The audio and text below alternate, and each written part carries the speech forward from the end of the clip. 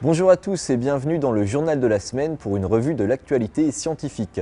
Au sommaire de ce numéro, des poissons de plus en plus gros, un nouvel ancêtre de l'homme découvert en Sibérie et des femmes qui étourdissent les hommes. Mais tout d'abord, un prix. Le 24 mars, le prix Abel de mathématiques a été attribué à l'américain John Torrance Tate. Âgé de 85 ans, cet ancien professeur de l'université du Texas a tout au long de sa vie tenté de décrypter le sens des nombres. Des mystères des nombres premiers à la façon dont nous stockons, transmettons et protégeons l'information dans nos ordinateurs modernes. Avant de rejoindre l'université du Texas, John Tate a enseigné dans plusieurs universités américaines prestigieuses, Princeton, Columbia ou encore Harvard. Le 25 mai prochain, le mathématicien se verra remettre le prix Abel des mains du roi Harald de Norvège. Introduire des poissons dans les cours d'eau. Une pratique utilisée depuis l'Antiquité pour améliorer la production alimentaire et la pêche. Si cette méthode peut paraître inoffensive, une étude menée par des chercheurs français vient d'en montrer les limites. Après avoir croisé des données recueillies sur les poissons présents dans 1050 cours d'eau du monde, les chercheurs viennent de montrer que depuis 150 ans, les espèces de poissons introduites dans les cours d'eau sont en moyenne 12 cm plus grandes que celles naturellement présentes.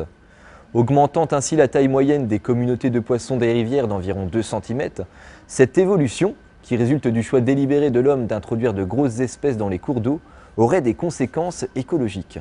Par exemple, dans les rivières de Nouvelle-Zélande, l'introduction de truites aurait fortement contribué à la raréfaction de plusieurs espèces endémiques plus petites. À partir d'observations satellites et de modèles informatiques, des chercheurs américains viennent de montrer que la mousson asiatique transporte des polluants de la Terre à la stratosphère. Ce phénomène saisonnier emporte en effet avec lui des particules de carbone, d'oxyde de soufre et d'azote, ainsi que d'autres polluants.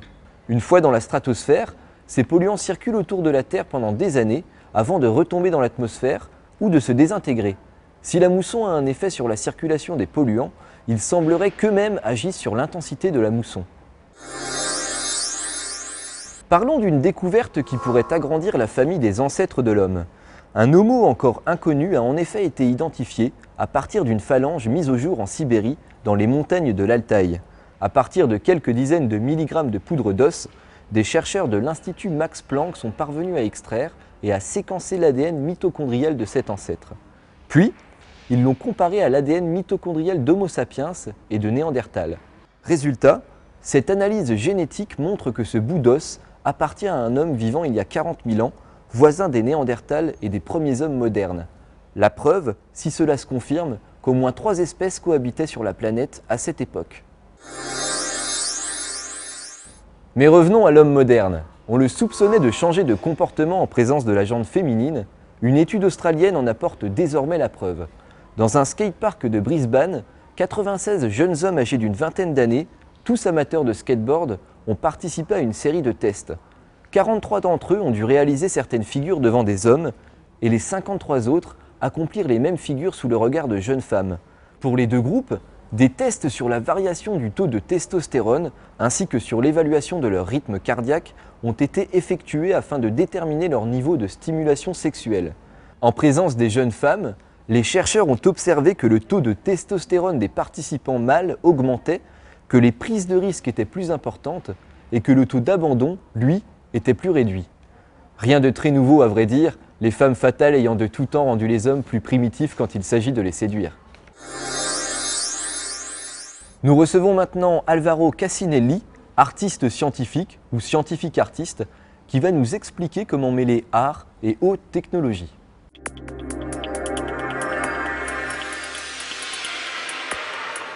Alvaro Cassinelli, bonjour. Bonjour. Vous travaillez sur les arts multimédia et vous êtes le créateur d'un procédé assez particulier que vous avez nommé Scorelight. Est-ce que vous pouvez nous le présenter? Scorelight, c'est un laser qui va suivre le parcours des dessins pour en faire du son. L'idée un petit peu générale, c'est comme si c'était le pick-up d'un CD des ROM, mais il a la taille humaine. Donc il va suivre des sillons qui sont justement des dessins au lieu d'être des petits trous microscopiques dans la surface d'un CD-ROM. Donc globalement, il prend un peu toutes les surfaces et en fait de la musique. C'est un peu l'idée. D'accord. Quand vous réalisez ce type d'œuvre, quelle est votre démarche? Quels sont vos objectifs?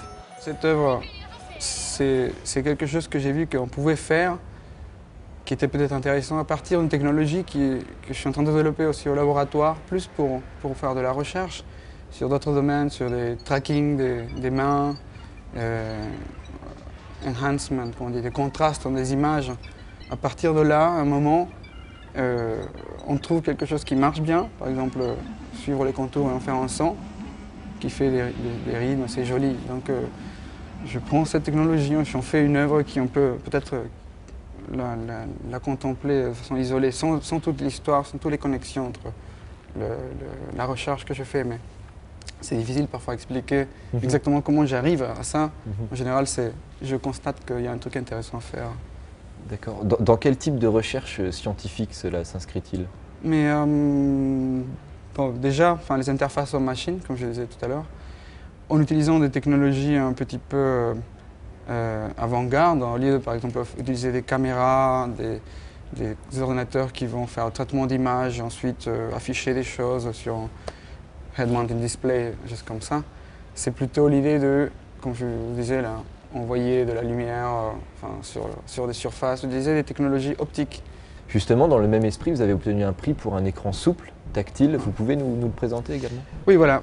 Donc l'idée, c'est un écran qui est mou, dans lequel on va toucher, justement, on voit la première image d'une séquence vidéo et en fonction de la place, sur l'endroit où on touche, on fait avancer les pixels dans le temps, mais de façon locale. Donc on casse un peu la simultanéité. C'était un peu un hommage au centenaire de la théorie de la relativité, évidemment, plutôt artistique. D'accord. Est-ce que c'est une simple représentation futuriste ou ça pourrait être applicable dans nos sociétés modernes? Il y a des gens qui, quand ils ont vu ça, me disent ah, c'est génial, ça peut être utilisé justement par exemple pour l'advertisement. Ils disent justement… Pour la publicité? Pour la publicité, oui. Parce que l'idée, c'est qu'on pourrait engager beaucoup plus le public. Il y a un contact physique avec le produit. Et donc après, le produit va réagir, on touche, on voit quelque chose. Donc c'est pas seulement pour la publicité, mais aussi pour la muséologie. On pourrait appuyer, voir les images d'une ville et on passe, on voit comment elle était il y a 50 ans. Donc c'est une façon de présenter des informations complexes. Donc c'est un type de display interactif, organique.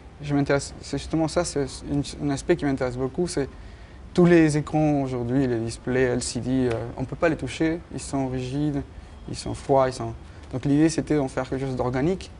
Donc il y a une espèce de rapport avec l'objet virtuel qui est plus humain. Et plus humain. Donc voilà, pour caresser les images, voilà. Il y a plein de métaphores qui rentrent là-dedans.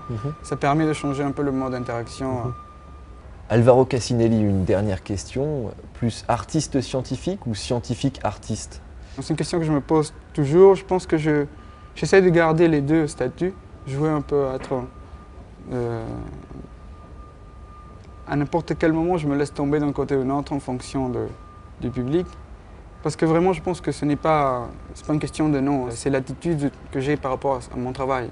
D'être un peu critique, d'un point de vue scientifique, mais en même temps avoir toujours un œil qui va regarder avec une sorte de décalage un peu ce travail. Donc c'est vraiment une attitude plutôt. Donc, je ne sais pas, parfois les choses que je fais, c'est clairement de là, parce que les gens vont me poser des questions du genre « ça sert à quoi ?»